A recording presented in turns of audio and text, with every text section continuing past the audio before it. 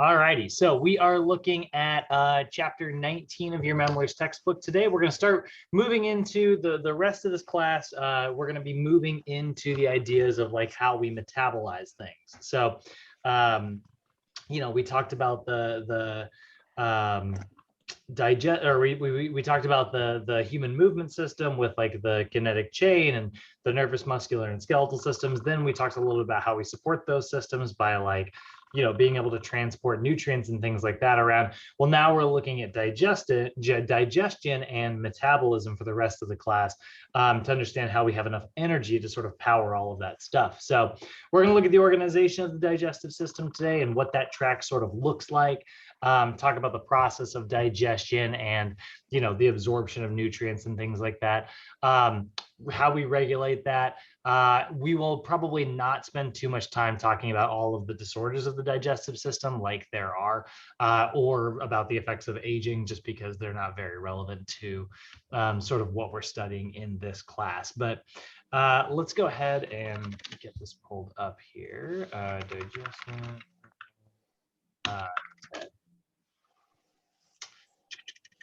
There we go. You love to cook, but it's hardly a snack. Well, what if everything...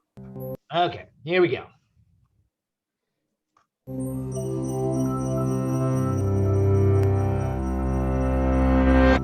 Across the whole planet, humans eat on average between 1 and 2.7 kilograms of food a day. That's over 365 kilograms a year per person, and more than 28,800 kilograms over the course of a lifetime. And every last scrap makes its way through the digestive system. Comprised of 10 organs, covering 9 meters, and containing over 20 specialized cell types, this is one of the most diverse and complicated systems in the human body. Its parts continuously work in unison to fulfill a singular task, transforming the raw materials of your food into the nutrients and energy that keep you alive. Spanning the entire length of your torso, the digestive system has 4 main components.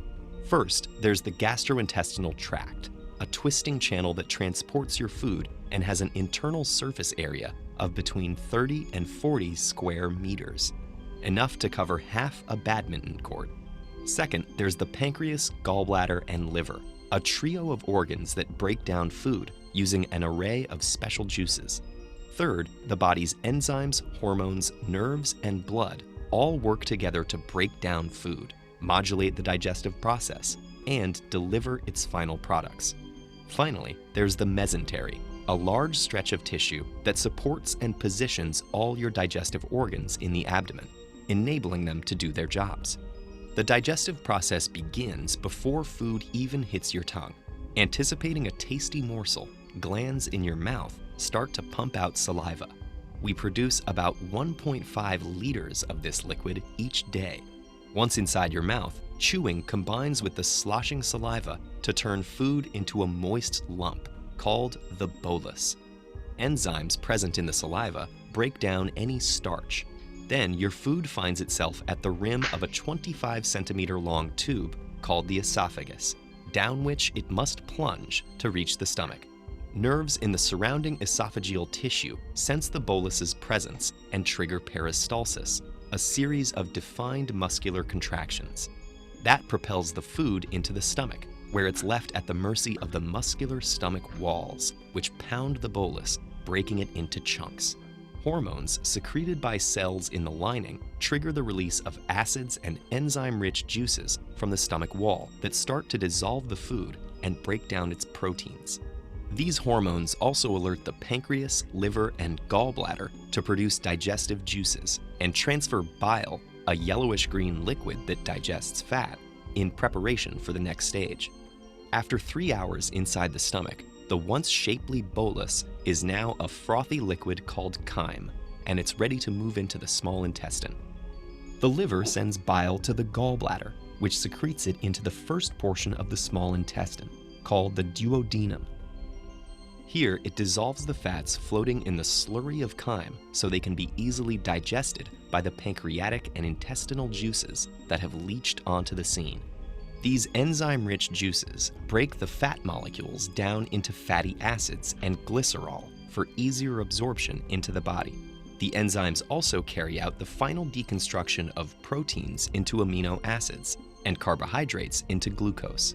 This happens in the small intestine's lower regions, the jejunum and ileum, which are coated in millions of tiny projections called villi. These create a huge surface area to maximize molecule absorption and transference into the bloodstream. The blood takes them on the final leg of their journey to feed the body's organs and tissues. But it's not over quite yet. Leftover fiber, water, and dead cells sloughed off during digestion make it into the large intestine, also known as the colon. The body drains out most of the remaining fluid through the intestinal wall. What's left is a soft mass called stool. The colon squeezes this byproduct into a pouch called the rectum, where nerves sense it expanding and tell the body when it's time to expel the waste. The byproducts of digestion exit through the anus, and the food's long journey, typically lasting between 30 and 40 hours, is finally complete. TED-Ed is a nonprofit. If you value our work, please consider supporting it on patreon.com/TEDEd. Okay, so that is hopefully those animations help a little bit to kind of have you guys picture sort of what's going on around our digestive tract. But as we're looking at it, right, if we are sort of labeling our digestive system, what it is and what it does, it is a support system, and it's designed to break down and absorb nutrients, and those nutrients are important for, you know, energy production, right? So when we think of like the idea of what our digestive system is going to do, it is going to allow us to extract chemical energy from our environment. You know, we take like a plant matter or a piece of meat or, you know, something like that, and we break it down into its individual components. And then once it is small enough, it's able to pass into our body. And once it's in our body can use that to actually produce energy, right? And then that energy allows us to literally do everything that we do every single day. So that's where, when we're talking about the digestive system, we're actually talking about three primary functions that it has. One is digestion. Digestion is both mechanical and chemical breakdown of food, right? We're taking, you know, if you picture taking like a piece of pasta, putting it in your mouth and chewing it up, that's part of digestion, because you're taking this like big complicated thing and you're breaking it up into individual little tiny pieces. Meanwhile, you have a bunch of enzymes in your saliva that are taking those starches in that carbohydrate and they're breaking it down into sugars, right? And so that's a little bit of like chemical breakdown. So we experience a little bit of mechanical breakdown followed by chemical breakdown. And so all of that is an example of what we call a catabolic process. A catabolic process is sort of one half of your metabolism, and it's the half that is responsible for taking something that's really complicated, like a piece of pasta, or, you know, even more complicated, like a plant matter or something like that, and breaking it down into its individual chemicals or individual components. So once that actually happens, once we're done digesting food and it's nothing but chemicals now, those chemicals can actually pass into our blood, right? We can absorb the proteins as amino acids, we can absorb the carbohydrates as sugars, and we can absorb the fats as fatty acids. And so once they're small enough, they can pass similarly to the way that like the chemical oxygen passed into our blood, you know, passively through the walls of our system, right? The same thing happens in your digestive system, right? These food chemicals are going to passively pass from the outside environment, which is in your digestive tract, to the inside environment, which is your bloodstream. So again, we're kind of back to that human donut analogy, right? Like your digestive tract is technically, it's a tube that runs through your body. It's a tube of outside that runs through your body, right?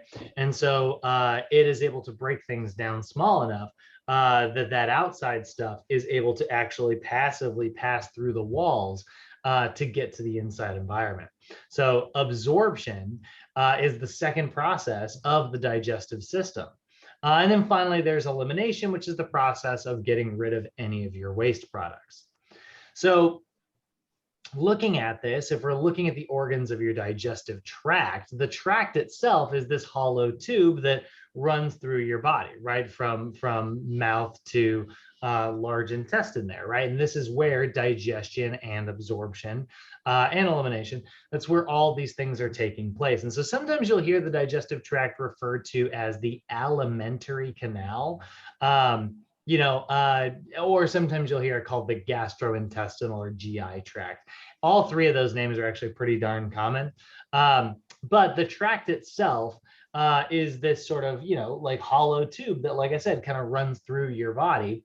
And then it is attached to a whole bunch of accessory organs that are sort of assisting it with its processes. So for instance, your digestive tract is attached to or shares a tube with your liver. And then your liver creates this material called bile, and it excretes it into the small intestine. It's also attached to your pancreas, which secretes things like pancreatic amylase, and that puts it into your digestive tract. So the tract is sort of like the long tube, and there's all these little things that are kind of attached to it that are going to secrete different juices and materials and things like that that aid in this process of digestion, right? So those are what your accessory organs are.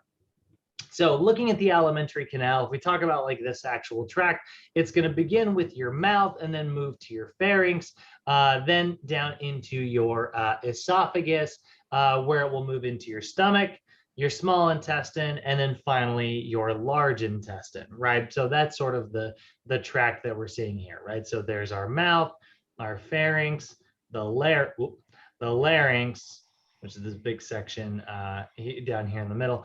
And then your esophagus, which is the really big tube that connects all of that to your actual stomach.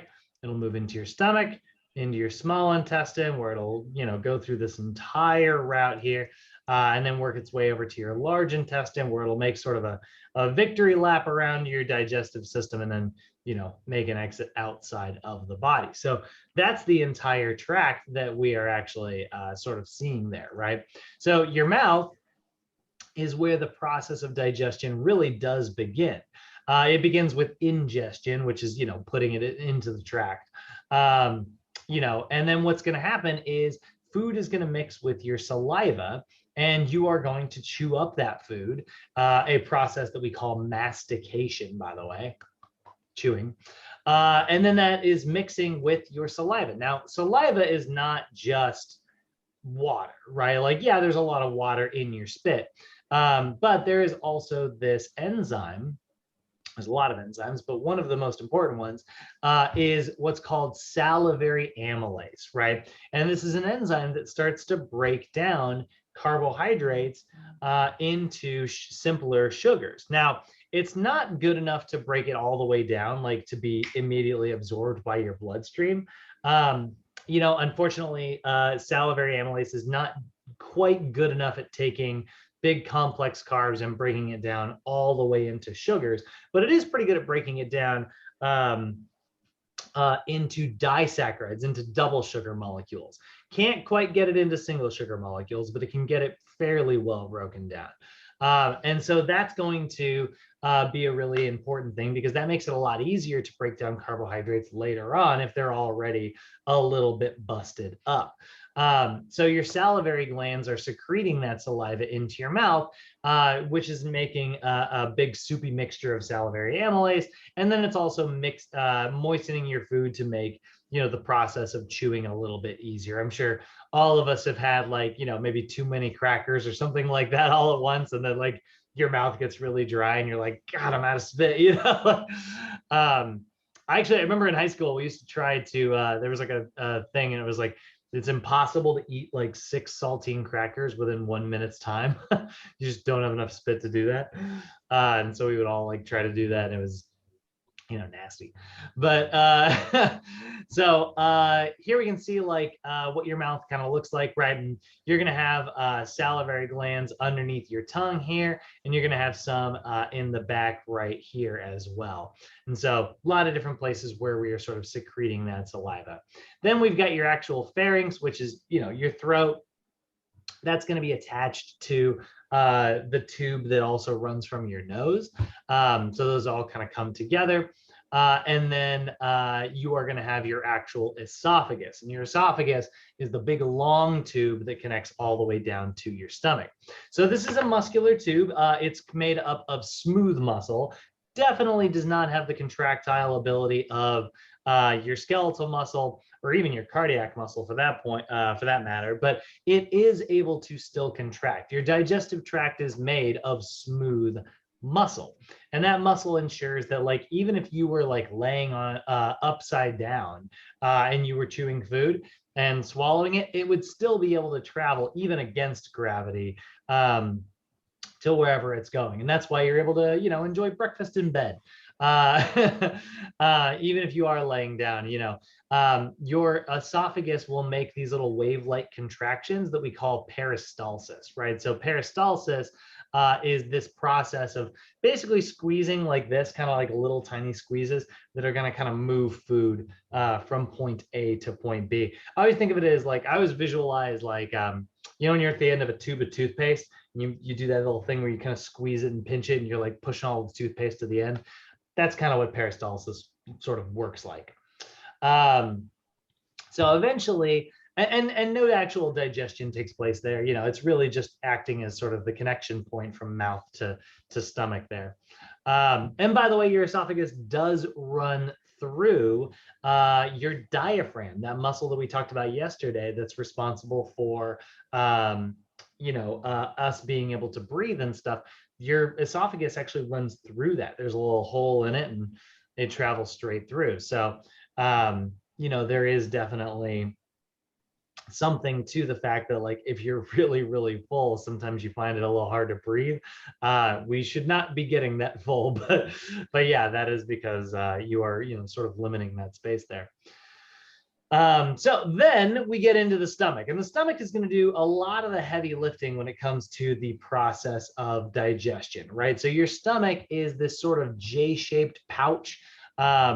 It's got a lot of different like sections to it. Your fundus, the body, the pylorus, it's got some sphincters in there, but you can see it's made up of all of these different like layers, right? And you can see these layers are running this way, and these are running this way, and then these are running this way, right? They all kind of run at different directions there.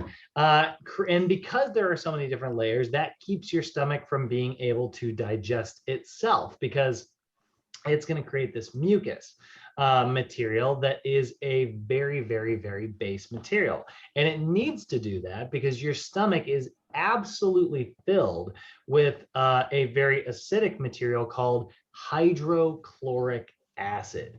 You may have heard of hydrochloric acid. Sometimes, they'll use that in like movies and stuff to like dissolve stuff. And that's what hydrochloric acid does. Hydrochloric acid is really, really good at dissolving like meat proteins and things like that. And so, that acidic substance, it is actually so acidic, if you were to like reach into your stomach and pull some of it out and pour it onto like your thigh, it would literally give you a chemical burn because it would start digesting your skin. So the way that we keep our stomach from digesting itself is by having all of these different layers that are creating like this mucus that is sort of on the opposite side of the pH scale. It's extremely, extremely base. And so food will sit in this hydrochloric acid, and then there's going to be a little what's called your pylorus, which is this section at the end here.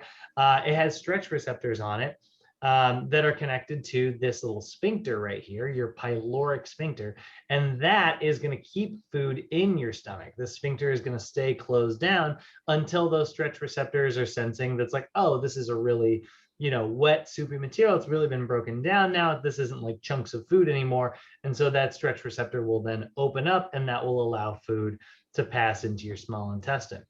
So your stomach is going to do a lot of chemical breakdown in the same way that like your teeth and mastication did like a lot of mechanical breakdown.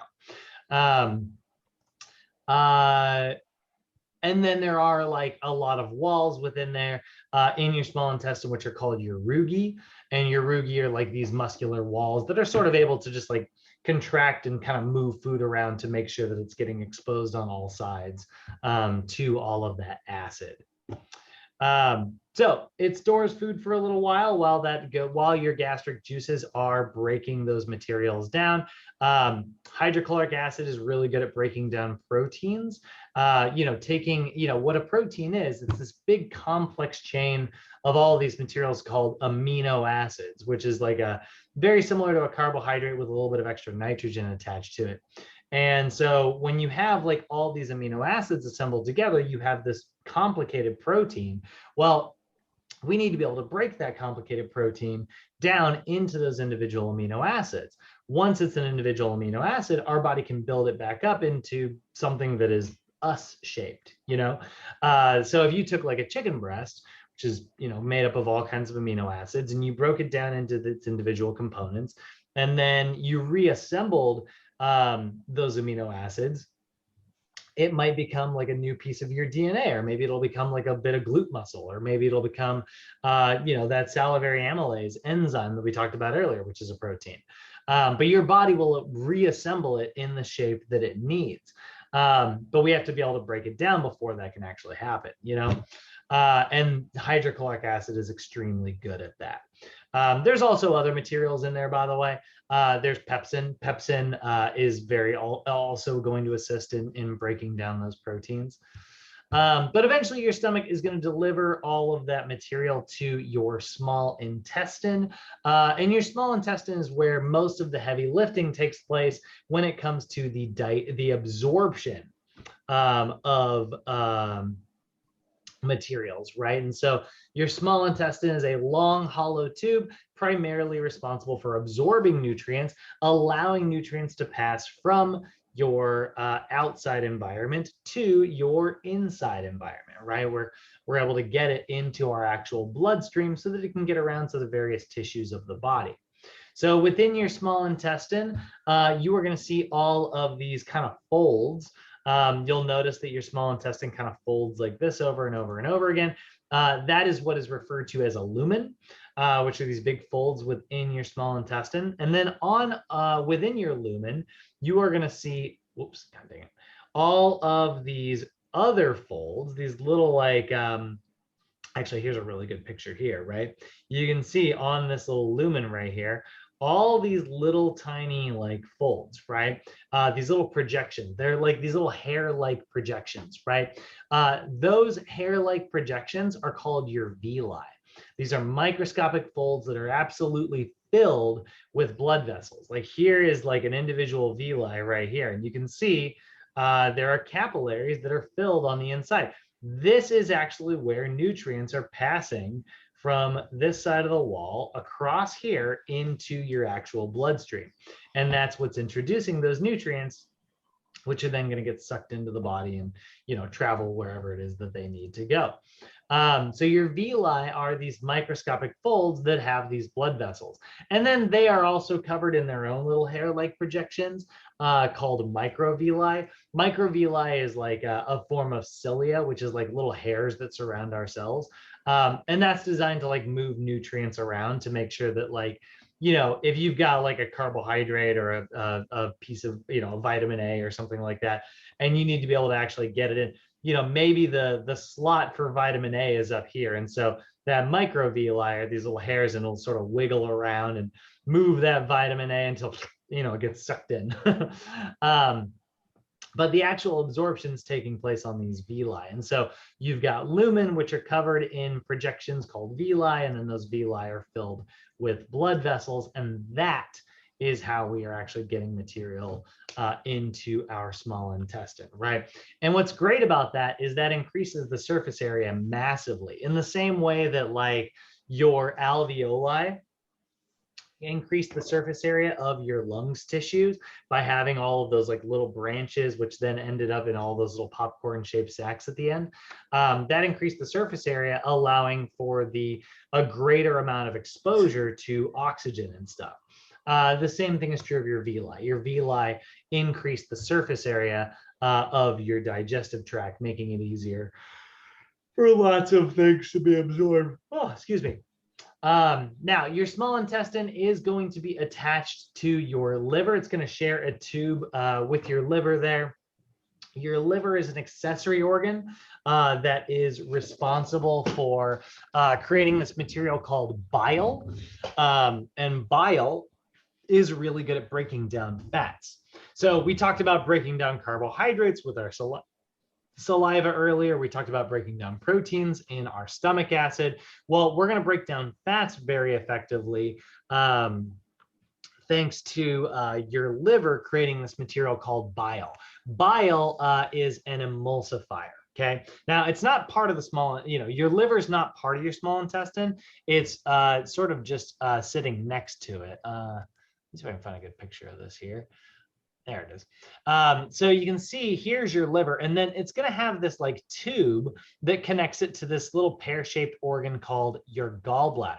And so your gallbladder is actually going to store that liver. So store that bile. So your liver is going to make bile, and it's going to store it in the gallbladder, and then your gallbladder is going to drop it off into your small intestine. Okay, and that bile, like I said, it's a chemical that breaks down fats. It emulsifies fats. If you look at like fat here, it's got these like really big droplets, right? These big, what we call globules, right? But if you were to squirt some like dish soap in here, what that would do is that would emulsify that fat and allow it to be able to like just break up into individual little fatty components, right? And so that's what the process of emulsification is, right? You take these big molecules here and then you secrete an emulsifier of some type, whether that's dish soap or if it is, bile, and that will break those into individual components and keep them from sort of clumping up and lumping together. So that's sort of the process of emulsification there. You have a globule that gets broken into like little droplets. And you've experienced that plenty of times if you've ever done your dishes. You're running water over like a greasy pan, it doesn't do anything until you squirt a little dish soap in there, and all of a sudden it breaks down those fats really effectively. So your liver is what's creating that bile, right? And so it stores it in the gallbladder, and then the gallbladder drops it off in the small intestine. So that's where we're going to break down those fats. Now, one thing that's not in your notes here, something that also shares that tube, if we go back to this picture here, you can see it here. You have also got your pancreas. It's actually sitting behind your stomach here. It's this little thing that looks kind of like corn on the cob. So that's your pancreas. And a lot of times we talk about the pancreas creating like, insulin and glucagon, things like that, dealing with diabetes. But it also creates pancreatic amylase, which breaks down carbohydrates. So if there are any final carbohydrates that haven't been broken down in your small intestine, your pancreas is going to assist with that. And so that's going to take those complex carbohydrates and break them down into individual sugars. So now in your small intestine, we broke down proteins into amino acids.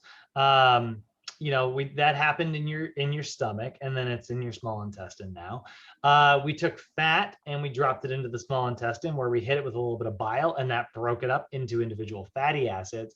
And then we broke down carbohydrates in our saliva and then through chewing, and then it got into our stomach, maybe broke down just a little bit more, but then it got into our small intestine, where that pancreatic amylase broke it down into individual single sugar molecules. So now you have sugars, you have amino acids, and you have fatty acids. And all of those materials are small enough that they can pass straight into our bloodstream, and they're being exposed to our bloodstream thanks to all of our villi. Now, once that happens and once that sort of absorption takes place for several hours, eventually the materials that couldn't be broken down are going to continue passing through your digestive tract. And that is where we talk about your large intestine. So your large intestine is the final portion of your digestive tract, your alimentary canal. And this is going to absorb any final products that didn't necessarily get absorbed by your small intestine. It's going to absorb a lot of your electrolytes, for instance, like sodium and potassium and things like that. A lot of that gets absorbed in your large intestine. Water is going to be absorbed in your large intestine. This is where most of your drinking action actually takes place. And so, you know, this wet soupy material that's been kind of traveling through your digestive tract is now starting to become a little dehydrated. All that water is getting sucked out of it. And so it's becoming more and more and more solid until eventually it becomes your full on like stool. And then that is going to pass outside of your body. And that's all of like, and by the way, like your body also secretes some of your dead cells. They mentioned that in that video, and we don't actually talk about that very often, but like, yeah, when your body like, you know, kills something like an old virus or something like that, you know, your immune system beats that virus down, and then, you know, it's a bunch of dead cells and stuff. Your body's got to get rid of it somehow. And so it actually excretes it into your large intestine. So it gets combined up with some of your fiber, and then all that material gets excreted out of your body, and you get rid of it, you know? And that's sort of the process of defecation, which we're not going to spend too much time on. So this PowerPoint goes in a little bit of a weird order. I kind of already touched on this, so I'll kind of move through this a little quickly. But like I said, those accessory organs that we're going to talk about, we've got your liver, which is going to create bile. And then we've got your gallbladder, which is going to store that bile. And then you get your pancreas, which is going to create like your pancreatic amylase. Meanwhile, you've also got like your salivary glands, which are, you know, creating that salivary amylase and dropping that off. Here's where you can see that. This is why sometimes your cheeks cramp up. If you ever eat something like really sour, kind of feels like your cheeks are cramping up. That's because like this section here is trying to secrete like a lot of saliva. It's having a hard time. And so then there's some underneath your chin back here, and then there's some right underneath your tongue in the front. There's your liver, and you can see it's got this like big tube here that attaches it to the gallbladder. Like I said, your liver is going to store bile in the gallbladder, and then the gallbladder is actually in charge of dropping it off into your actual like small intestine. This is one of the reasons why we can remove your gallbladder through surgery. If you ever get like a gallstone or something, your doctor will oftentimes just rip that gallbladder right out of there. And what they'll do is they'll just attach a tube directly from the liver to your small intestine, which means you don't have any storage available. Which means if you have like a really highly fatty meal, you might not have an easy time breaking it down. But for the most part, most people don't even notice it. And then when we look at the functions of your liver, like I said, it's going to produce your bile. It's also going to store glycogen. You know, we need to have carbohydrates in order to produce energy. So we need to keep carbohydrates with us pretty much at all times. And so the ways that we're able to do that is by storing this material we call glycogen, which is like a complex carb that we store inside of our body. A lot of that is stored throughout all of your muscles that run throughout your body, but also a good chunk of it is stored in your actual liver. And so that's going to convert that glucose into glycogen, so your liver is going to hold on to all that. It also modifies your fats a little bit, you know, transforming them into a version that like your body can use to, you know, create cell walls and things like that. Stores vitamins and iron and things like that. And then it destroys old blood cells. That's actually one of my favorite parts of the liver. This is the actual scientific name. I think I mentioned this the other day, but like your old red blood cells, when they go to die, they get recycled by your liver by going into this area called the red blood cell graveyard, which is what I'm going to name my heavy metal band someday. I'm gonna be like the red blood cell graveyard, and then like the band members I'm gonna call the bundle of hiss, which is in the heart. But I just think those are the two metalist names in the world. And then your liver is also absolutely packed full of enzymes. So if a material gets into your body that really shouldn't be there, your liver is going to detoxify that material by giving it an enzymatic beatdown. And that's why like alcohol is so hard on your liver, because your liver's like, oof, this is not good. Like alcohol serves no purpose from within our body. And so your liver works really hard to sort of detoxify that. And that's why like it can get damaged through like, you know, consistent alcohol consumption and stuff. So it is, like I said, attached to the gallbladder. Gallbladder's, you know, storing all that bile before it drops it off into your small intestine. So before we get into the nutrition bit, they're actually going to touch on nutrition here in this PowerPoint, but NASM's going to do a much better job of it. So we're going to look at that in a little bit. But here's a little bit of like when we talk about digestion in a chemical process, right? What we're seeing right here is an example of what is called hydrolysis. Hydrolysis is coming from the word hydro, which means water, and lysis, which means like metabolize, right? So we are using water to metabolize or break something down. So here is a disaccharide. Okay, a disaccharide is a double sugar molecule. So when we look at like what a carbohydrate is, carbohydrates are, you know, they exist in a couple different forms. There is straight up very, very, very, very simple sugars. And then there's like big complicated carbohydrates. So we have our complex carbs and we have our simple carbs. This is what complex carbs look like. They're these big, long, very complicated chains of lots of carbohydrates all linked together. Okay. Now, if we break that down to where there's only two of them linked together, right? If I were to take like two of these and just break them off and hold it over here, I'd be left with a disaccharide. Di stands for two, right? So a polysaccharide is many sugar molecules. Disaccharide is a double sugar molecule. So if I've got a double sugar molecule right here, you'll notice this is a molecule of glucose, and this is a molecule of glucose, and they are held together with a little oxygen bond right here in the center. This is what's holding these two together. Now, if I had a little bit of water and an enzyme to kind of help this whole process kind of kick off, and I were to take the components of water, which you can see here, we've got a little bit of H, you know, what are the components of water? It's H2O, right? Let's do this.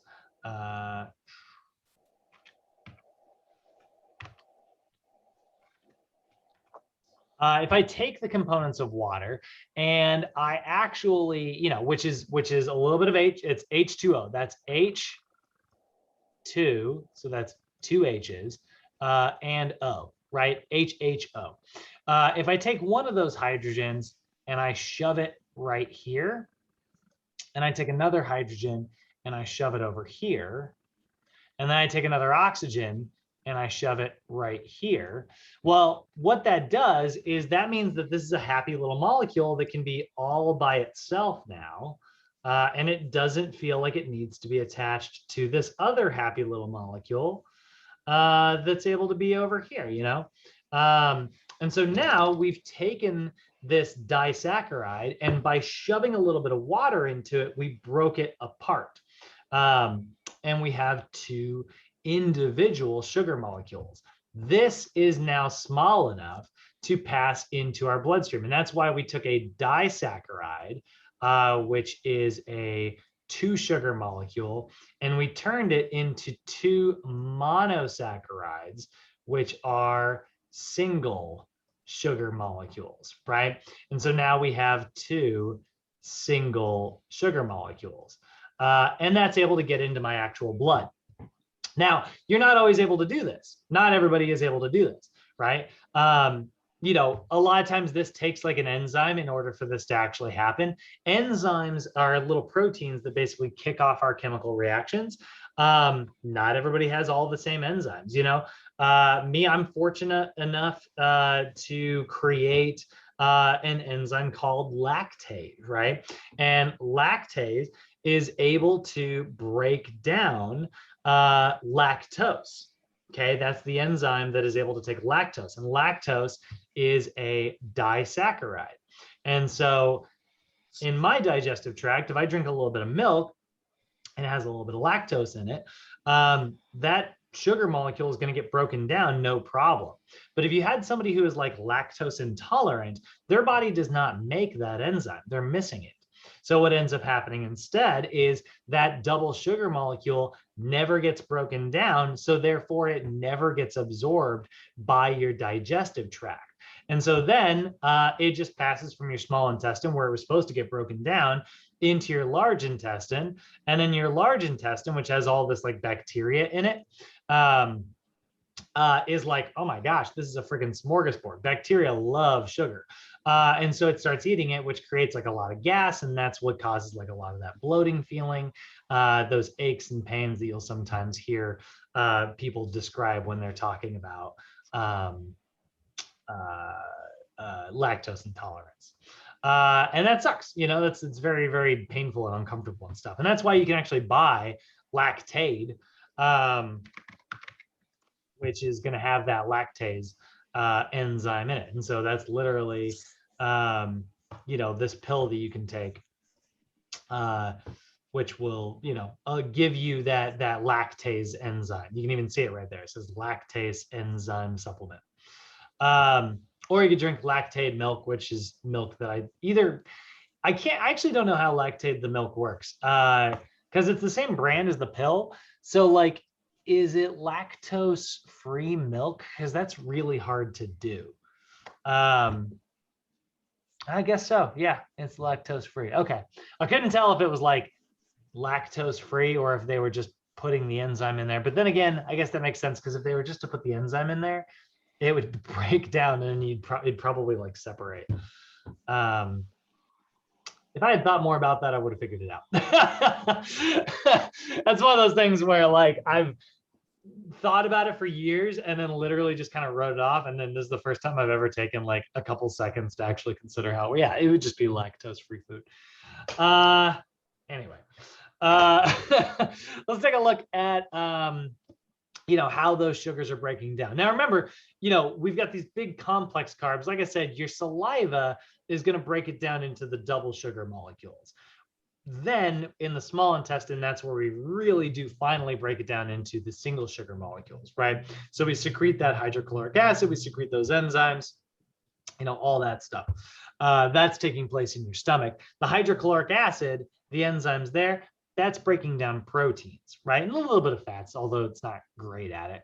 And in your small intestine, that's where like the fats are really, really, really being broken down. So now you've got all these nutrients that are just straight up able to pass into your bloodstream. Proteins became amino acids, boom, into the bloodstream. Fats became fatty acids, boom, they get into the bloodstream. Carbohydrates became sugars, boom, they get into your bloodstream. Meanwhile, vitamins and minerals, they're already microscopic. They can pass straight into your bloodstream, no problem. Although certain parts of them are a little bit easier to be absorbed because they're either going to be carried by like fat or they are going to be carried by water. And that's the difference between, you know, your B complex vitamins and vitamin C and vitamins A, D, E, and K. Some of them are carried by fat, some of them are carried by water. And we're going to talk about that here in just a moment. You know, that means that like the fat stuff needs to have fat in order to be able to pass through the walls of your bloodstream. So vitamins A, D, E, and K, they move into your bloodstream very easily in your small intestine. But things like your electrolytes, certain minerals, and vitamins like B's and your C vitamins, they're going to pass into your bloodstream at your large intestine where you are absorbing a lot of water. And so they carry those water soluble things. And that's what we're seeing here, right? Certain vitamins are dissolved in water and certain vitamins are dissolved in fats there. And that is the Memler. So, oh my God, look at that, 9:30 on the dot. That's our first half. Any questions so far, guys? Any questions, comments, concerns? Nope, I'm good. Love that. Everybody else feeling good? Yeah. Yeah. Cool. A little bit of review. I think everybody except for Derek and Gabriel, I think you guys, this is the first time you guys are seeing this stuff, but everybody else, this should be a little familiar at least. But it is a slightly different approach, right? Like I feel like Memler's is sometimes like a little less technical and just like a little bit more about like key concepts like summarized, you know? All right, let's go ahead and take a look at NASM's approach to nutrition. This is a PowerPoint that some of you guys have actually seen before, but let's take a look at how, what are the broad strokes, most important parts of nutrition to pass your regular test. Now, remember, you guys here at Sochi, you guys are actually getting a nutrition coaching certification. This is definitely not enough information to have you pass that, but this is all of the information that will be on your regular test. There may be more information on the actual nutrition test because that's a separate certification that's more advanced. But in terms of just chapter 17, the basic stuff you need to pass that 100 question exam, this is it. So use this as a filter and use this as your first priority, and then get into all that advanced stuff when you get into the advanced stuff. So purpose of today's lesson is to give you guys a fundamental overview of nutrition and how it influences not only like body composition and how to alter that body composition, but also like your performance and just overall health. We want to describe our macronutrients and our micronutrients, and we want to describe why water is so important. We want to talk a little bit about energy intake, and then we are going to kill a whole bunch of myths at the end. Which will be really fun because I always love killing myths. So nutrition, by definition, it's the sum of processes by which an animal, or a plant for that matter, takes in and uses its food substances for the growth and repair of its tissues. So we take in carbohydrates so that we can produce energy. We take in protein so that we can give our body structure, and we take in fats so that we can also give our body structure and create things like hormones and stuff like that. So nutrition, a very big part of our industry. It allows us to be able to integrate nutritional strategies with our athletic strategies, and that gives our clients like increased athletic performance. It allows us to more effectively alter body composition if that's what your client is going for, and it plays a really big role in just overall health. I will be the first to admit, guys, when it comes to like losing weight or gaining weight or altering your body composition in general, it is 80% diet and only about 20% working out. I will absolutely be the first to admit that. However, I will say, you cannot out-exercise you cannot out-exercise a bad diet, but you also cannot eat your way to a good posture. So we use exercise to keep our heart healthy and to ensure that our joints are moving the way that we're supposed to. And we use nutrition to ensure that we are making sure that all of our physiologic processes are going to function the way that they are supposed to. Now, when it comes to understanding nutrition, like I said, it's really great to pair nutrition and exercise together. You're going to, definitely speed up your results. Your nutrition is going to make your exercise better, and then your nutrition is going to make your health better. We're a big fan of all of that.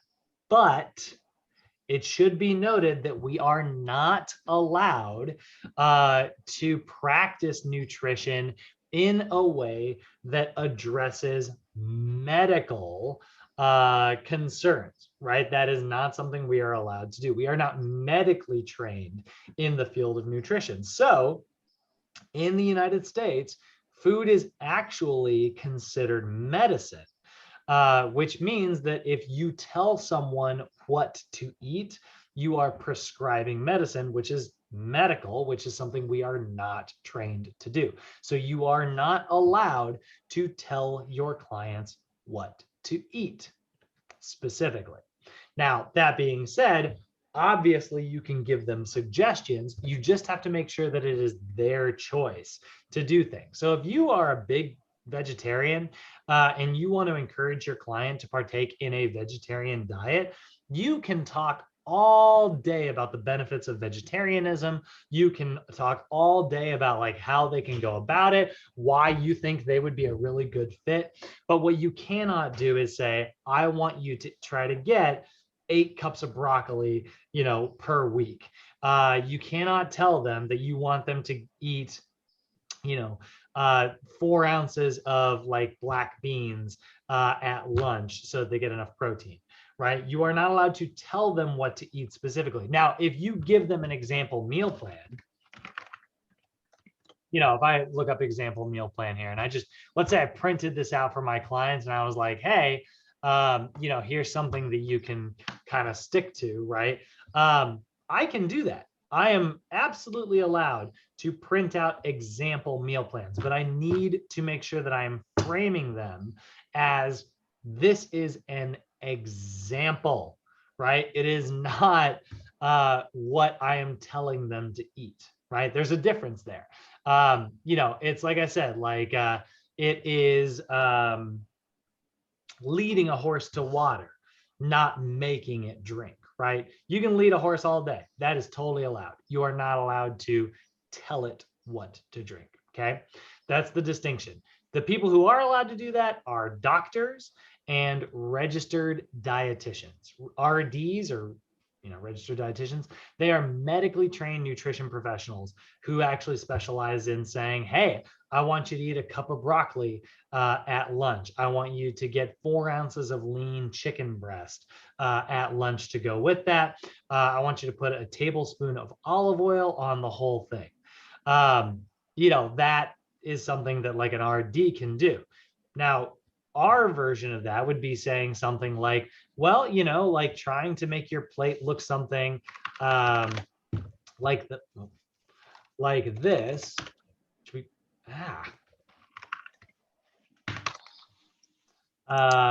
Saying that we want our plates to look something like this, where half of it is like healthy like vegetables, a quarter of it is like whole grains, and then like a quarter of it is like a lean protein. So maybe that's 4 ounces of a chicken breast, a quarter cup of brown rice, and 1 cup of broccoli. There you go, right? Like I can absolutely say this is a really good example of a super healthy meal. I can say that. I'm just not allowed to say, Derek, this is what I want you to eat, right? Like that's against the rules, right? That's we're stepping over the line there. So it's sort of a fine line. And honestly, I'm sure everybody in here is thinking of like, I've seen trainers tell people what to eat. Yeah, I'm sure you have. I'm sure I've stepped over the line plenty of times. Like when I'm sure that I've worded it wrong, where I've just gotten very casual and been like, you should eat this. Like I'm sure that I've done that in my career as well. And no, I've never been sued for this. But if your client is eating something and then they have like all of a sudden they develop like a vitamin deficiency, and maybe that is not your fault. Maybe you were telling them what to eat and they didn't follow your directions properly and they screwed it up. You still put yourself in a compromising position, and you just do not want to deal with the possibility of ever getting in trouble for something like this. So it's just not worth it. When you're talking about nutrition, make sure you are coaching them in the ways that we sort of describe here. So now, obviously, all of this food has a lot of energy in it, right? Like we're talking about like, what we're allowed to do and what we're not allowed to do. One of the things that we are also allowed to do is we are absolutely allowed to help our clients calculate what a healthy meal plan would look like for them. Again, we're not allowed to tell them that we want them to eat this way, but we are allowed to say like, this would work really well for you, and leave the decision in their hands, right? Just like a registered, by the way, on the flip side of this, registered dietitians, they're not allowed to tell people how to exercise, but they are allowed to tell them that they should exercise. There's a difference, right? My friend Rebecca, who's a dietitian, she is, oh, I just realized, she texted me that I need to get back to her. Crap. Sorry, one second, guys. I'm gonna leave myself a note so I don't. Sorry. So my friend Rebecca, she's a dietitian. She is not allowed to tell someone, hey, you should do 10 push-ups every day, right? That's prescribing exercise, and she's not qualified to do that. In the same way that I'm not allowed to say you should eat a salad every day, right? Like that's stepping over the line. She can absolutely say something like, hey, you might consider doing some push-ups every day. That would be really healthy, right? Or I might say something like, hey, you should maybe consider consuming a salad every single day. I'm leaving it in their choice. I'm saying you should consider it, not I want you to do this, right? She's saying you should, consider this, not I want you to do this, right? That's the difference between prescription. So like I said, all of this food is going to have a lot of energy in it. And we do know that like we are expecting to see, we are seeing obesity on the rise consistently, right? We see a lot, obesity is definitely not slowing down here in the US. And that is because we are out of balance when it comes to our energy intake. We have more energy coming in than there is energy going out. And so Americans are gaining weight every single day. So we need to have a way to be able to kind of describe, a way to understand this energy intake, right? Because our goal is to get it within balance, or maybe it's our goal is to create an energy deficit so that their body loses weight. Or maybe our client is trying to put on some muscle. And so we are trying to create an energy surplus so they can gain weight. We're trying to change body composition. We need to understand how this energy works, because that's what food is, right? Food, like I said, it's energy, right? There's all the energy trapped within our food, and we're going to break that energy down into its individual components so that we can use it and convert it into our version of energy, which is like what we call ATP. We'll talk about that tomorrow. I'll see you tonight's class, okay? See you later, Lorianne. My ride's here. I'm going to the VA. Yep, have fun. Thanks, bye. See ya. So our daily energy needs, that's the amount of energy that's required to sustain our everyday life, right? So that is, we measure that in calories. And what a calorie is, with an uppercase C, by the way, is it's the amount of heat energy required to raise the temperature of 1 kilogram of water 1 degree Celsius, right? So if we look at like 1 kilogram of water, that's going to be 1 liter, by the way. And so there we go. There's a kilogram of water right there. So if I took that 1 kilogram of water and I put it over top of like a beaker, right? Let's say that like, let's say this is let's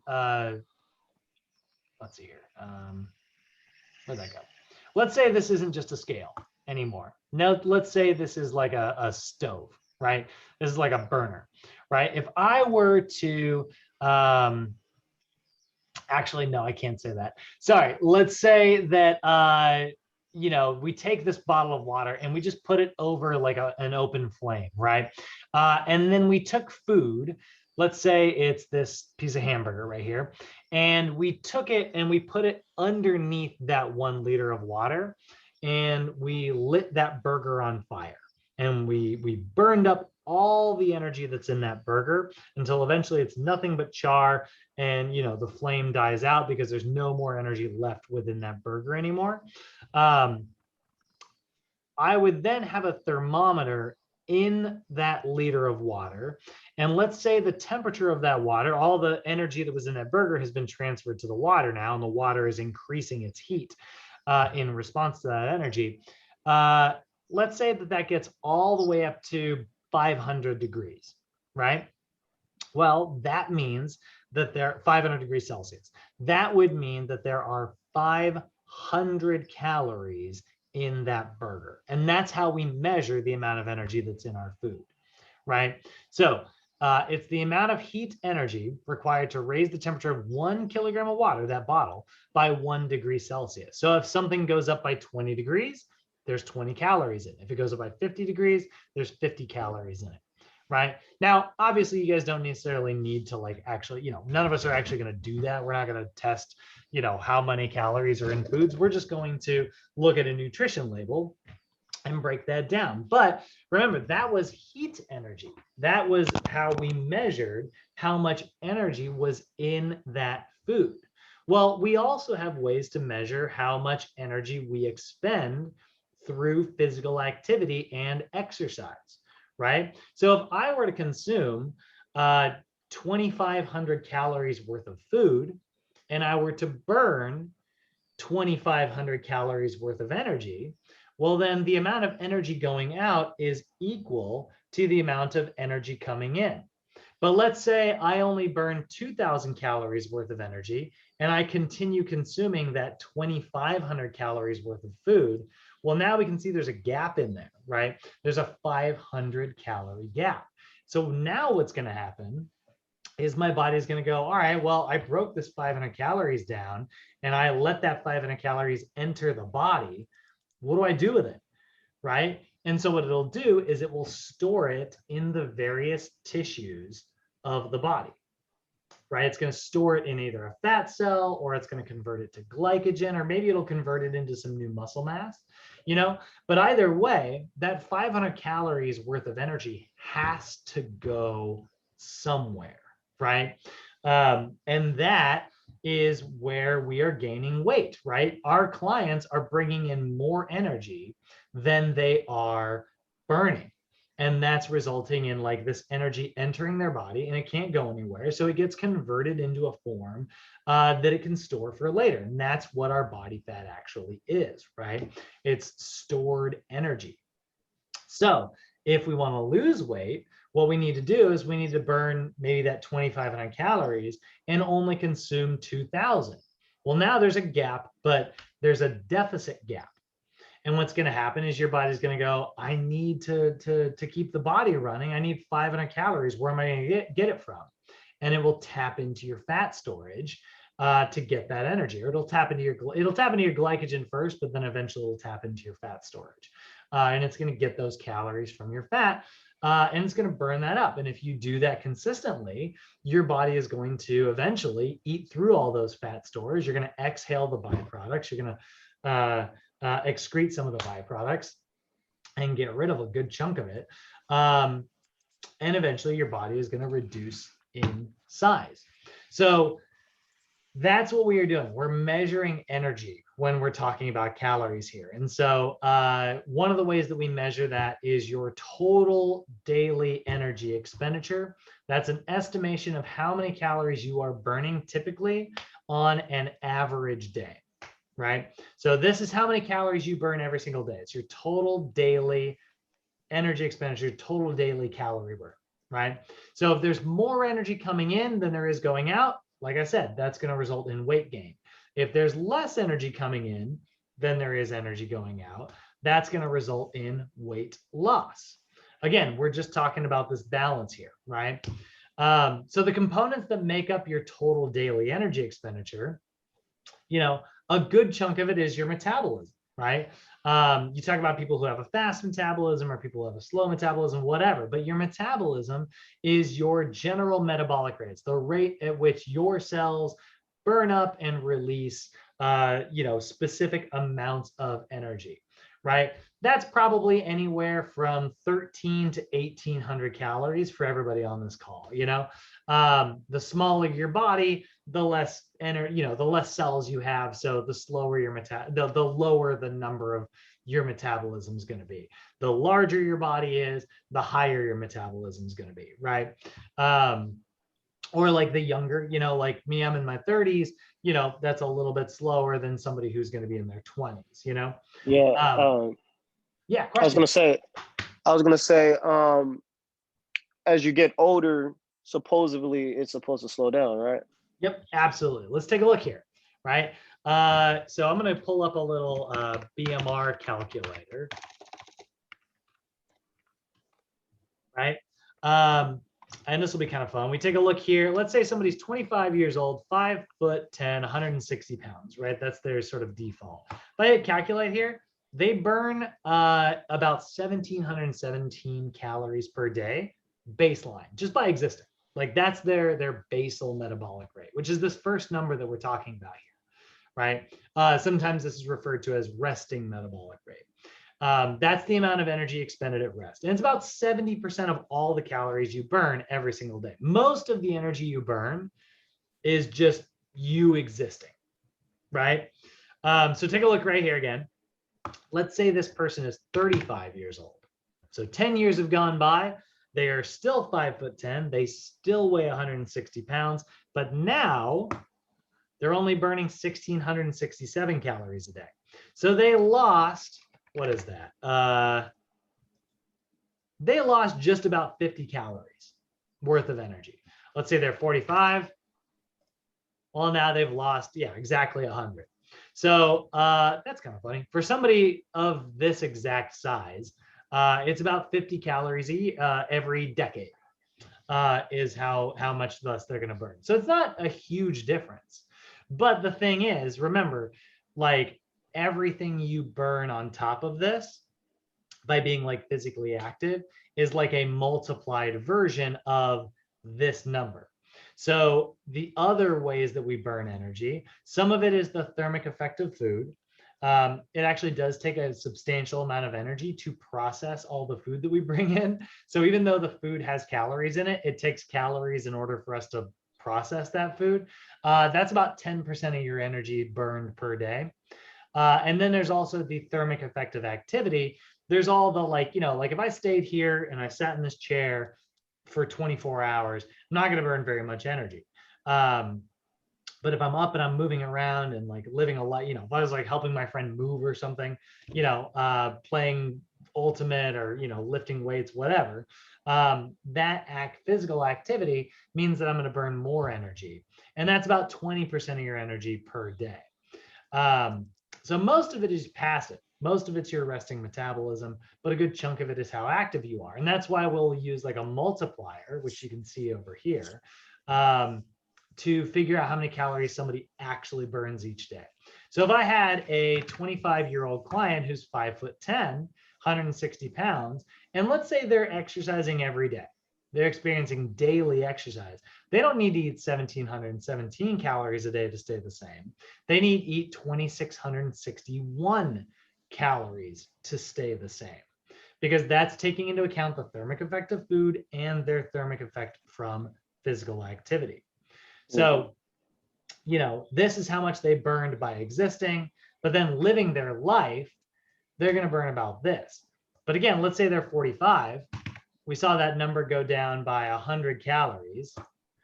But here, it's going to go down by 200 calories because that physical activity has been multiplied several times. So even the physical activity that they're engaging in is burning less calories than it would have, because it's all sort of looped together.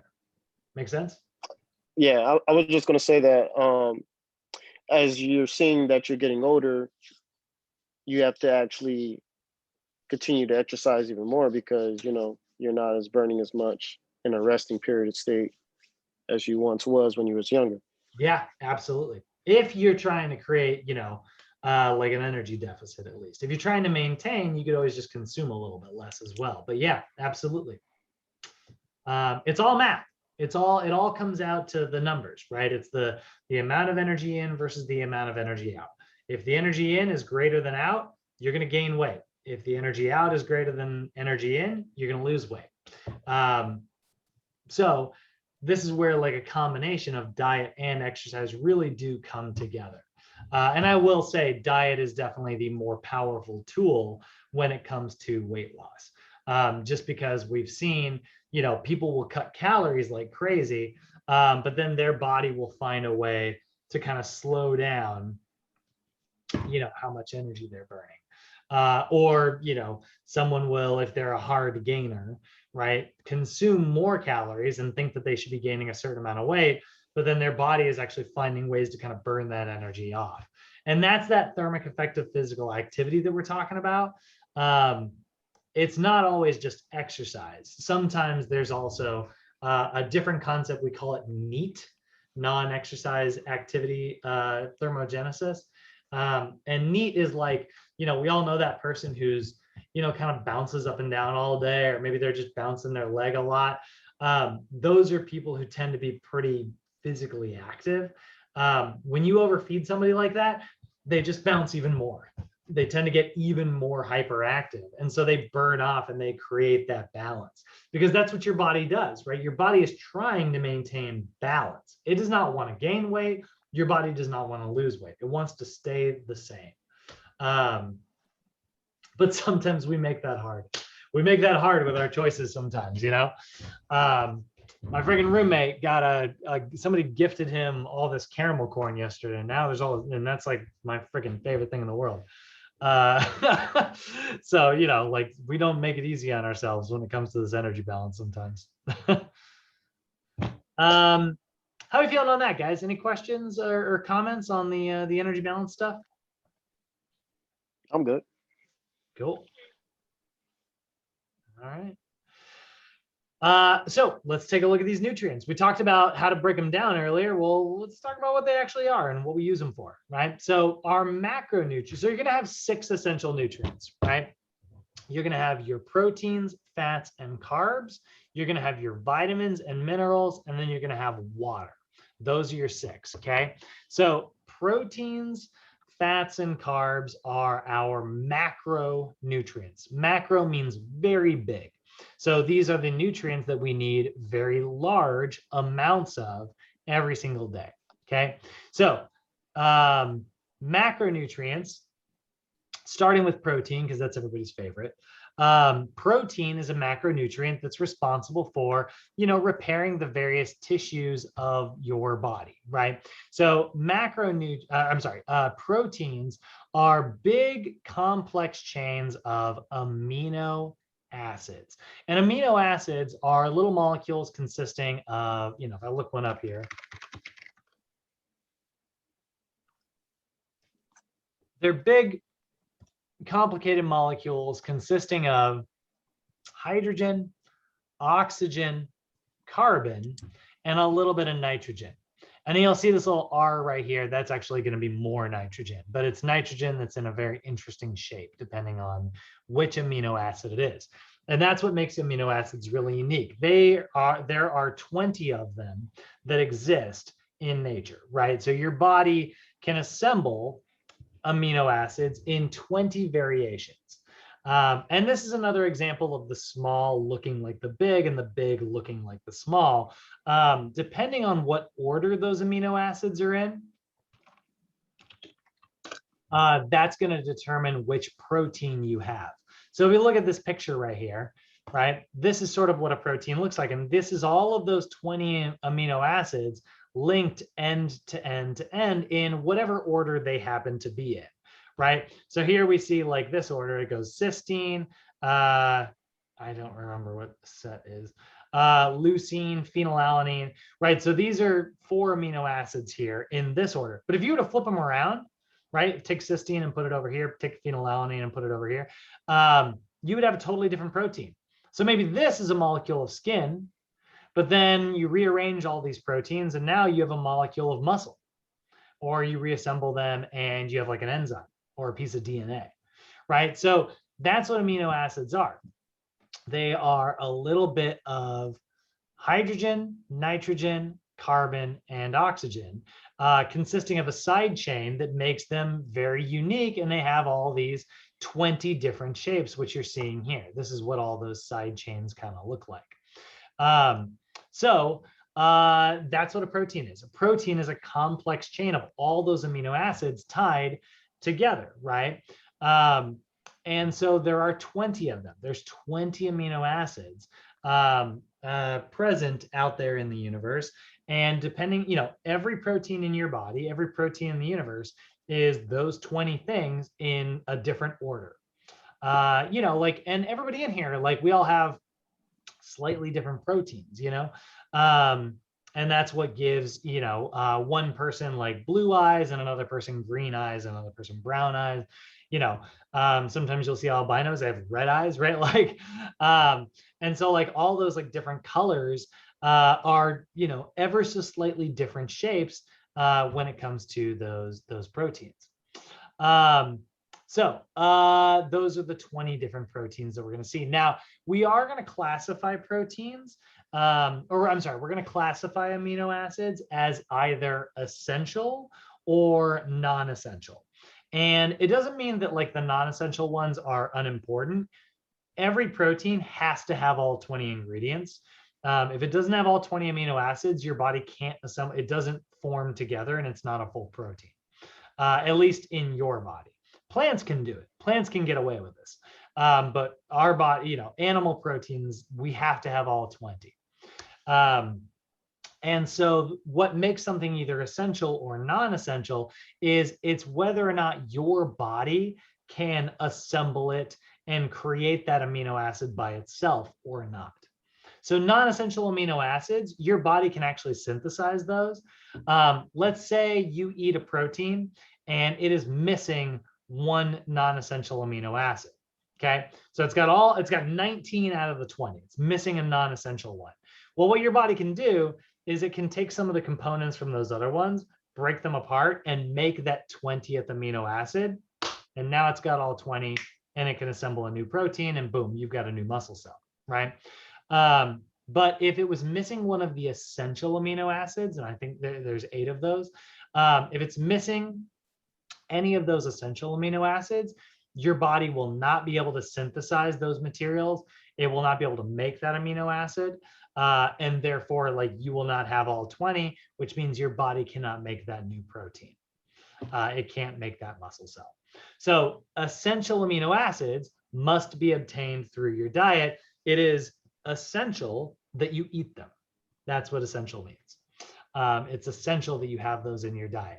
Now, you will sometimes hear this referred to as a, you know, in the food world, aside from the chemistry world, aside from like the protein side of things, just looking at foods, you're going to see foods listed as either complete proteins or incomplete proteins. Complete proteins are proteins that have every amino acid in them.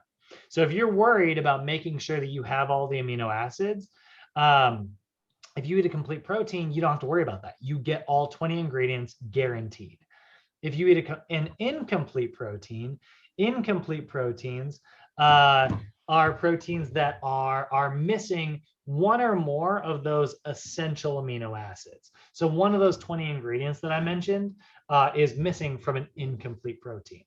So complete protein sources are always going to be like, you know, I'm sorry, an animal protein, something that came from like an animal's body, is guaranteed to be a complete protein every single time, because our body assembles all 20 ingredients, right? Same thing is true of every other animal on the planet, right? So when we assemble, you know, if we have like a chicken breast, that chicken's body assembled all 20 ingredients to make that breast. When we consider like eggs or dairy or fish, you know, muscle or whatever, right? Whatever animal protein it is, it's going to have all 20 amino acids in it, because that animal's body assembled those 20 ingredients.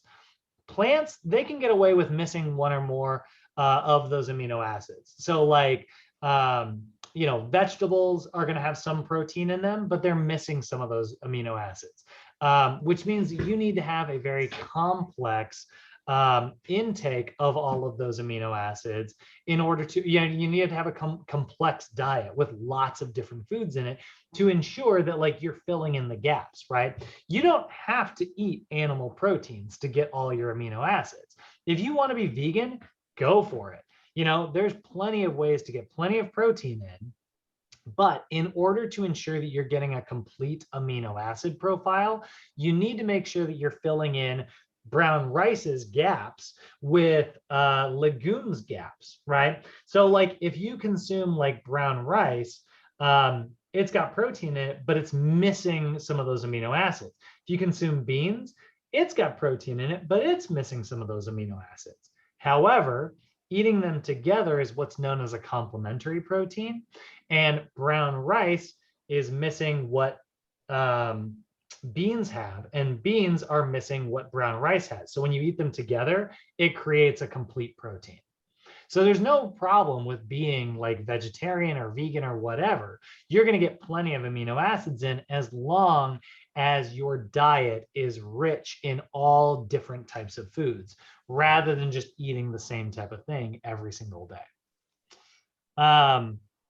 So what is going to affect our protein intake? Well, obviously exercise is going to have a big role in this. Like exercise oxidizes your proteins, right? Like we create like lactic acid as a byproduct. We're going to see that tomorrow. We're going to talk about like producing lactic acid when we exercise. That lactic acid, it's acidic. It's in the name, right? And so like it literally will sit on your muscles and it will damage them. It will dissolve some of your muscle. That's what's funny about exercise. You don't build muscle in the gym, you burn muscle in the gym. You build muscle in the kitchen, but like when we create that cellular damage, your body is going to say, wow, I need to, assemble some new amino acids to repair all this damage. So what determines your protein intake is, how big your body is, how much protein you have. The larger the body, the more protein you're going to need, and how much physical activity you are engaging in. And that's why when we are determining how much protein you should intake, it is determined by your body weight. It's about 0.8 grams per kilogram of body weight, or for a sedentary person. But obviously, if you're more physically active, you're going to need more protein because you are damaging more muscle. So you could need as much as 1.2 to 1.7 grams per kilogram of body weight if you're a strength athlete, or if you're a cardio athlete, 1.2 to 1.4. And that's about 0.4 grams per pound if you're sedentary. So like me, if I'm sedentary, I need about 72 grams of protein a day, right? But if I'm consistently strength training, I need a bare minimum, I need about 143 grams of protein per day. And if I get that much protein, that will ensure that I am repairing any of the cellular damage that I'm creating through being physically active. So that's how we determine our protein intake. And another way that you can also do this that's a little bit easier is it's also if you do about 10 to 35% of your calories from protein per day, it's going to serve you pretty well. So if I'm consuming 2,500 calories per day, let's go right in the middle. We'll go, that's going to be 22.5. So times 0.225.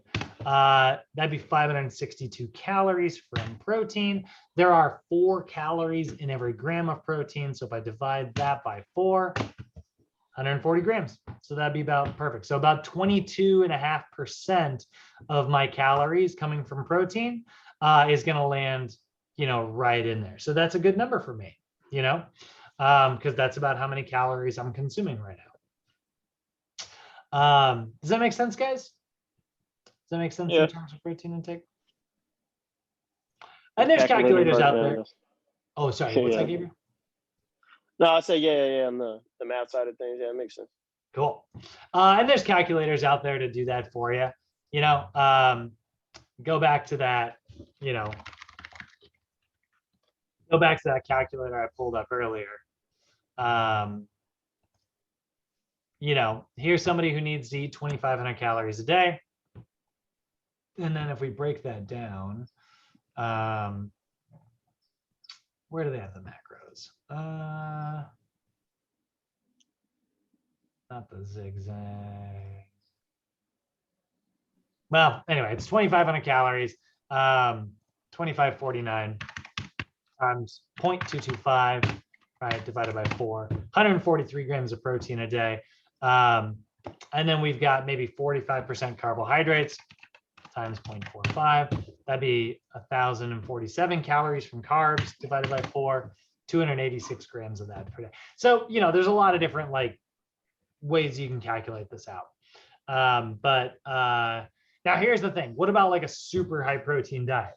Doesn't that mean that I'm going to gain more muscle? If I just eat more protein, won't that mean that I gain more muscle because muscle is protein? Not necessarily. What's that? I was going to say, isn't too much protein intake That's bad for you, I heard. It can be, yeah. It depends though. There Okay. are some possible like negative side effects. If your protein intake is greater than like 35% of your calories, here's the thing. People think that that means you're going to gain more muscle, but there's not a lot of evidence to suggest that that's how that works. Because your body can only repair so much damage, right?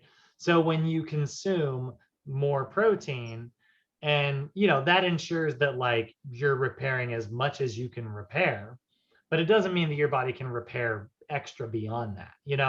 Like if I took extra gasoline and just tried to pour it into my gas tank, it's just going to start spilling out the side. I'm not going to use any of it. Same thing is true of your protein. So if you get beyond 35%, we do start to see some negative side effects as well.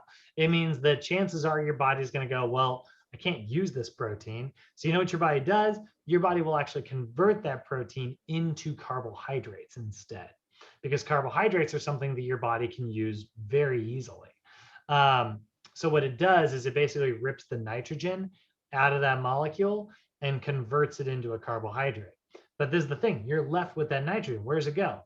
Well, it gets processed by your kidneys and added to your urea, which is the component that's in urine. So your kidneys have to work a little bit harder. That's not great. That whole process, by the way, requires hydrolysis, that process of using water to break things down, like we talked about earlier, which means that now you're using water to break your protein down, which means you are now likely going to be dehydrated. That's not great either. Also, generally, to get that much protein, a lot of times it is going to come from animal sources, which means you're probably intaking a lot of saturated fat, which could be very bad for your heart and your, cardiovascular system. And then because you are, filling up your diet with protein, you may not be getting enough carbohydrates in your diet, which could lead to decreased glycogen stores, which means, you're not going to have very much energy. So that's not good either.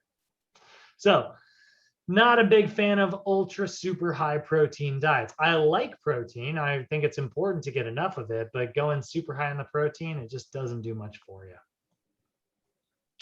Now we've also got carbohydrates. Carbohydrates are our body's favorite source of energy.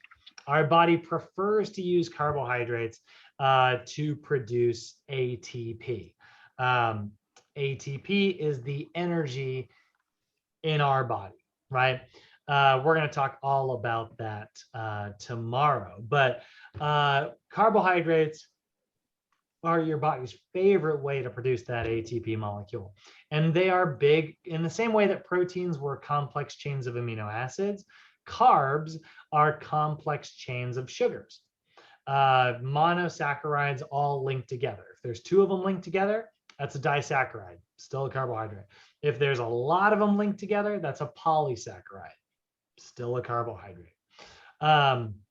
So for the most part, we want to have about 45 to 65% of our calories coming from carbohydrate intakes, right? So again, go back to that 2,500 calorie person. If we go right in the middle, that's 55% times 0.55. That means they need 1,375 calories from carbohydrates per day. And because carbohydrates have the same amount of energy in them as protein, that's 4 calories per gram. We divide that by 4. That means they need 343.75 grams of carbs per day. And that's how I can calculate that out for my clients, right? So we do classify carbohydrates by how they are sort of chemically arranged. If it's just an individual sugar, then that's a very simple carbohydrate. It's already broken down. It's really easy for our body to kind of process that. So simple carbohydrates are things like sugars, honeys, fruits, either monosaccharides like glucose or fructose, or disaccharides like sucrose and maltose and lactose and things like that. So those slightly more complex, but still very, very, very simple. It's just two things linked together. It's not very complicated. So those are still considered simple carbohydrates. Then we've got your complex carbohydrates, which are these big long chains like potatoes, rice, breads, whole grains, quinoas, all of that stuff. Those are your complex carbohydrates, starches and whole grains, right? And even glycogen in your body, that's a complex carbohydrate. It's just your version of it. And then we've also got the really super complicated carbohydrates, which are going to be your fibers. And these are ultra, ultra, ultra complicated. They're in fact so complicated that your body can't even break them down. Your body does not have the tools necessary to break fiber down, so it never gets digested by your bloodstream. And so we want to make sure that like when we are consuming carbohydrates, generally we are focused more on consuming complex carbohydrates because complex carbohydrates are so complicated they will give us longer, more sustained energy. Whereas simple carbohydrates are really easily processed, which will spike your blood sugar. It'll give you a big burst of energy for the short term, but then it will usually cause like a big dip in your energy in the long term, which means that like you're probably going to be, a little cranky. You're probably going to overeat. And this is why like high sugar diets are associated with obesity.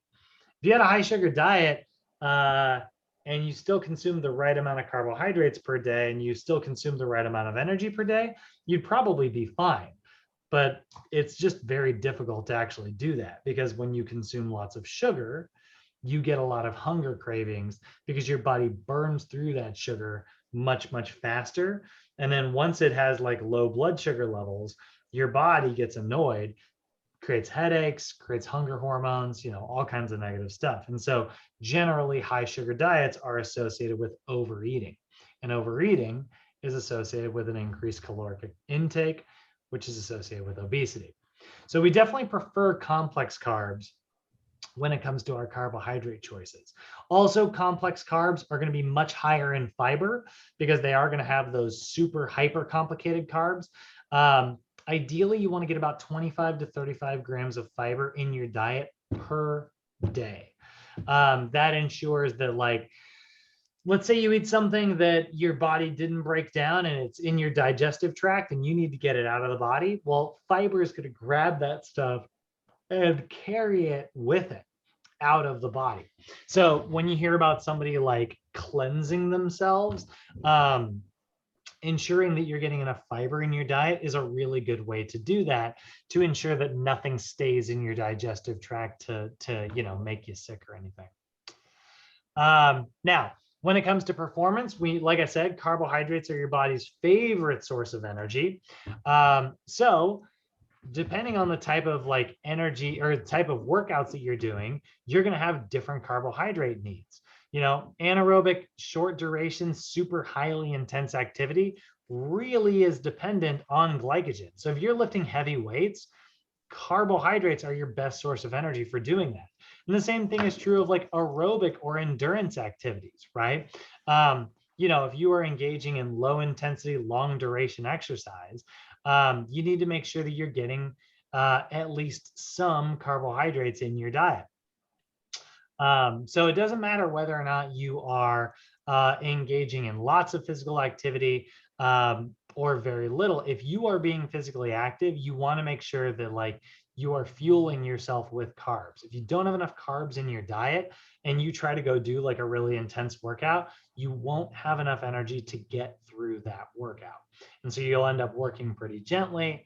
Not putting very much effort in, even without realizing it.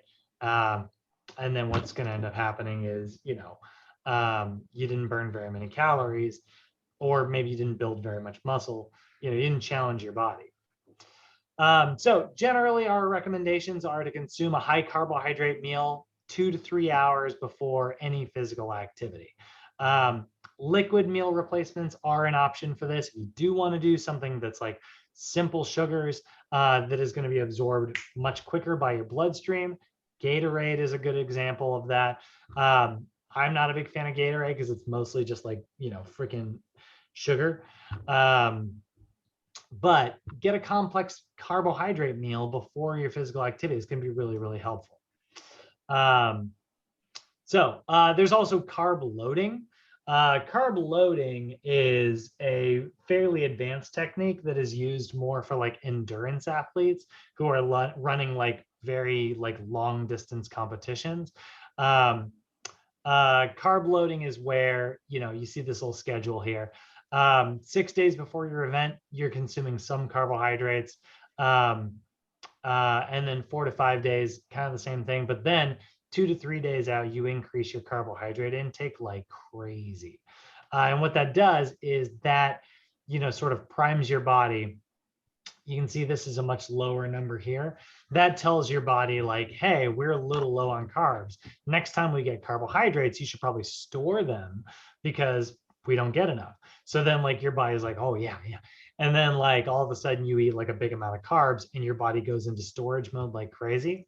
That can really help ensure that you have enough energy to get through like a 26-mile race, you know? And then during exercise, a lot of times it's also important to have some carbohydrates during your workout. If your exercise is 60 minutes or longer, eat some carbs. You know, you might find that you're starting to lose energy towards the end of your workout. If you have like a 60-minute strength training session, yeah, consuming a little bit of glucose like mid-workout could be a really great way to ensure that you can still work very hard during that workout. So again, this is where sports drinks are very, very popular, things like Gatorade and stuff like that. Again, I'd probably try to go with something a little bit more natural, a little bit healthier, but definitely not bad. So carbohydrates are going to fuel us before and during activity, but it is also very important that you consume carbohydrates after physical activity. A lot of times people talk about getting enough protein after your workout. Well, it is also important to get enough protein, enough carbohydrates after your workout as well, because a strenuous physical activity is going to burn through all of your glycogen. And so you need to make sure that you're restoring that glycogen in order to make sure that you can work out again tomorrow or have enough energy to kind of get through your day. Lastly, on our macronutrients, we've got fats. Fats are big complex chains of fatty acids. There are going to be things like sterols, which are the rings that make up your steroid hormones. Triglycerides are the most common one that we're talking about. When you talk about consuming fats, generally you are talking about triglycerides. And then phospholipids, which are making up your cell walls. Remember, that's made up of that double layer that makes up your cell membrane. That's a phospholipid. So sterols are things like your cholesterols, right? So there's going to be two versions of cholesterol in your body. There's going to be good cholesterol and bad cholesterol. Bad cholesterol is what is referred to as your LDL cholesterol. That's low density lipoproteins, low density cholesterol. This is the bad stuff. This is highly associated with a lot of times like saturated fatty foods. So like a lot of animal foods are going to be very high in LDL cholesterol. And that increases your risk of heart disease because oftentimes that low density stuff, because it's not very dense, it will often just kind of lazily flow through your bloodstream, and it will often park itself on your blood vessels and it'll just stay there. And if that gets attached to another one, which gets attached to another one, eventually it builds up and you're left with all this plaque. And now suddenly you can't move blood through your blood vessel anymore and you have a heart attack, you know? High density cholesterol is the good stuff. Because of how dense it is, it actually knocks that bad stuff off of the walls and cleans out your blood vessels. So this is your good cholesterol. This is highly associated with unsaturated fats. So saturated fats, that's stuff that's usually, you know, the marbling on steaks, butters, solid at room temperature, right? That's often full of the bad cholesterol. But the high density fats, the liquid at room temperature stuff, is highly associated as good cholesterol. So this is why we want to ensure that we're getting plenty of olive oils in our diet and we're cutting back on things like red meat. Red meat has a lot of saturated fat in it, but olive oil has a lot of unsaturated fat in it. So therefore, red meat has a lot of bad cholesterol in it, but olive oil has a lot of good cholesterol in it. So those are the differences, right? That's the difference between your saturated fat and your unsaturated fat. Saturated fat, like I said, these are lard, butter, coconut oil, palm oil, things that are typically found in animal meats, right? That's the very much associated with our bad fats. Unsaturated fats, those are liquid at room temperature. Olive oil, canola oil, almond oil, the oily things you see on nuts like peanuts or macadamias, right? That's unsaturated, very healthy fats. Now, fats are going to have 9 calories per gram. That's the most energy of all of the macronutrients. So definitely higher calories. This is why you're only going to consume, you're going to consume way less grams of fat per day, because the amount of energy that you're getting from them is still much higher. Ideally, this should be about 20 to 35% of your total caloric intake. So now we see 10 to 35 for protein, 45 to 65 for carbs, and about 25 to 35 for our fats. If you're consuming those things in that balance, you're going to be in pretty good shape. You're going to be in a good place. You're ensuring that you're getting plenty of fats in your diet, which is going to help you create hormones and cell walls and protect your organs. It's also going to carry all your fat soluble vitamins. Remember, we talked about the difference between water soluble vitamins. They're carried and dissolved in water. Fat soluble vitamins are carried and dissolved in fats. So about 20 to 35% of your diet, we want to make sure that that's fat. Now, one other nice thing about fats, just aside from all the chemistry and stuff, is when it comes to satiety and it comes to feeling full while you are eating, fat is a really good way to fill yourself up. It will leave you very satisfied for a much longer period of time. And that's why we want to ensure that our clients are getting enough fat in their diet and has, because it can actually really help with those hunger hormones. So I love a 35% fat recommendation. I think that that's a really good way to get enough fats in your diet. Insulin resistance, also, high fat diets have been associated with obesity, and that's high fat. I mean, going way beyond, high fat is often associated with high protein diets, where you see somebody eating a lot of red meats and things like that and not getting enough carbohydrates and vegetables. That is definitely associated with obesity. I think that that's a calorie problem more than I think it's a fat problem, but we definitely see a correlation there. And lastly, on the big macronutrients, we have to make sure that we're getting enough water. Water is your most essential nutrient. You absolutely need to have plenty of water. Every physiologic process in your body requires water. Remember, hydrolysis is that process of using water to catabolically break stuff down. So we need to have water in our diet.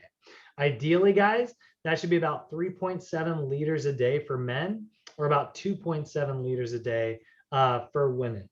So that's about a gallon. That's just under a gallon for men and just under 3/4 of a gallon for women. And then if you're on a fat loss program, you need even more water. For every 25 pounds of weight you are over your ideal weight, you're going to need more water, because this isn't going to cut it. You have a larger body, you need more water, right? 60% of your human, of your body weight is water. So, it's really important, because it's going to ensure that you can transport materials throughout the body.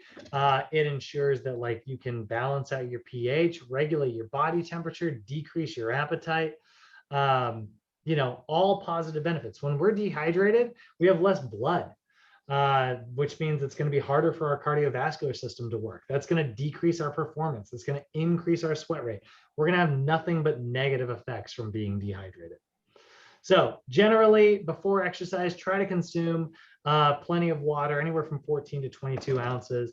And then for every 15 to 20 minutes of activity you are engaging in, every 15 to 20 minutes, guys, try to drink like 6 ounces of water. Get yourself a water bottle, bring it with you for, whenever you're doing physical activity. Take regular water breaks. If your exercise is greater than 60 minutes, definitely make sure you're getting plenty of water. Water is going to be the best fluid. Yeah, you could restore water. There's water in coffee, there's water in juice, there's water in milk. But generally, like if it's like a full 60 minutes of physical activity, water is definitely going to be your best friend. So obviously, when we're talking about nutrition, those are all the chemical, that's the chemical part of it, right? But there's also like the practical side of it. Like aside from all the science that we've talked about today, there's also like, what about like, just getting somebody to actually do all this stuff? Do they need to worry about all this science? Maybe not, not necessarily. If you just make small changes in your diet, that's where diet and lifestyle changes really start to marry together. Try to do, as many of these things as possible, you're going to be in a good place, right? Try to make small decreases in your food and beverage intakes. Distribute your macronutrients evenly throughout the day. Try to choose whole grain options instead of like simple sugars for your carbohydrates. Try to ensure that you're getting plenty of fresh vegetables in your diet. Avoid processed foods. Get plenty of water, and then make sure that every now and then you're learning how to like weigh your foods. If you do that, you're going to be much more familiar with like portion sizes, and you are less likely to overeat without realizing it. If you're trying to gain weight, a lot of the same rules are true. Try to get 4 to 6 meals per day, spread your protein intake out evenly, make sure you're getting plenty of proteins and carbs within 90 minutes of exercise, because if you're trying to gain weight, you're definitely exercising like crazy. And remember that like you do still need carbohydrates and fat. It's not just all about protein. So last little bit here, this is not going to be in your notes, but this is kind of a fun little section here. Here are some myths that you are going to run into frequently in your careers. Do carbohydrates make you fat? No, carbohydrates are an absolutely essential nutrient. They do not make you fat any more than proteins or fats do. An excess of calories is what makes us fat. What about eating at night? Does eating at night make you fat? No, doesn't matter when you eat. It's about consuming too many calories, not about when you consume them. Which is better, low fat or low carb? Neither. Doesn't work that way. They're both good, or they're both bad. It does not matter. You just want to make sure you have a balance between proteins, fats, and carbs. If I exercise like crazy, can I have like a crappy diet? No, you cannot out exercise a bad diet. It is so difficult to out exercise a bad diet. If you're consuming lots of crap, you're not going to have enough energy to actually exercise effectively anyways. What about if I just starve myself? Should I just like reduce my calories down to nothing? No, that's not going to be good either. That's going to increase your risk of malnutrition. That's going to result in poor energy. You're going to, chances are you're going to be really cranky. You're going to be fatigued, and it can even lead to gallstones, because now your body is actually breaking down minerals that are getting released into your digestive tract. They all start to build up in your gallbladder. You're going to end up with a big rock in that gallbladder, and we're going to need to take that thing out. What about high protein? Is that better for muscle gain? Nah, your body can only process so much protein per day. It can't build beyond that. You're overfilling the tank. It doesn't do anything. So obviously there's a lot when it comes to diet and nutrition. This is a very complicated topic, which is why we have an entire 8-day nutrition class last module. Gabriel and Derek, that'll actually be your final module. So your second to last class with me will actually be nutrition for 8 whole days. It's very complicated. We got to spend a lot of time talking about this stuff. But we do know that it's very, very important. We also have another 8-day class in Capstone all about nutrition. So, proper nutritional background, really important for wellness professionals. And that's why we gave you a pretty brief summary today, because it's going to help you understand the metabolism stuff that we talk about tomorrow. But definitely something we are going to revisit. And that is about it. That was another big one today. Like I said, that was the last huge one. Any questions, comments, or concerns today, guys? How's everybody feeling? Feeling good. Love that. Derek, you feeling good? Thomas, Bay? Yeah, it's good. Love it. All right, ladies and gents, I'm going to go ahead and kill the recording.